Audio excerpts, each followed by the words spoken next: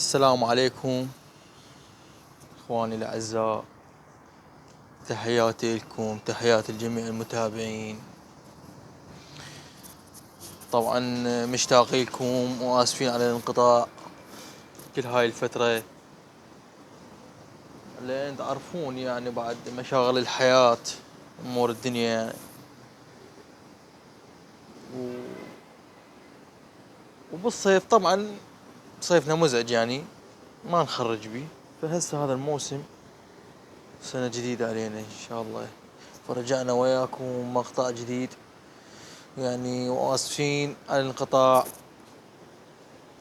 طبعا سلامي لكل المتابعين، اصدقائنا اللي يسألون علينا، اللي يخابرونا، اللي يتواصلون ويانا من جميع المحافظات، اللي بالعراق وخارج العراق.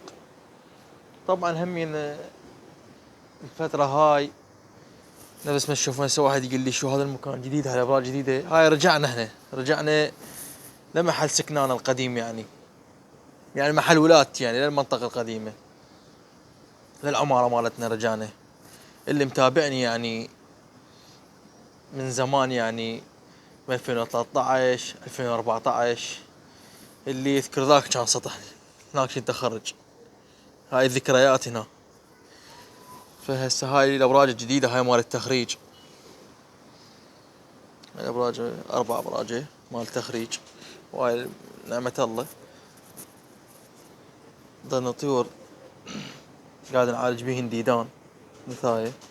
هاي الطيور حاليا قاعد يطيرن عندي، قاعد يعدن وقت ما ردونهن ربع ذيل.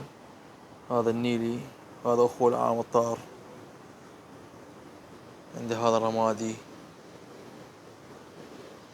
وعندي ذني فرخات على التخريج.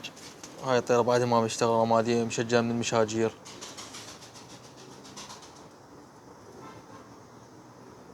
عندي هذا نيلي اخو هذا الطير النيلي، هذا همين صار لي يومين من طلعنا هاي الخرج. هذا المسكي راح نبتره ان شاء الله، بدا يقلب من المساكي مالاتنا.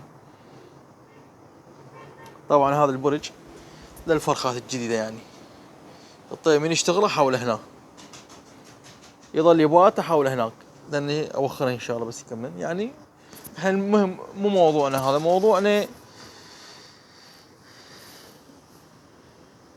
غير شيء ان شاء الله. مقطع ثاني راح انزله، راح اصور لكم مقطع ثاني. هذا المقطع حبيت اسلم عليكم يعني، حبينا نراويكم الابراج يعني الشغل الجديد مالتنا هاي مال التخريج. شوفوهن هاي 7 امتار على كبر سطح، هاي 7. خلنا ارجع لكم.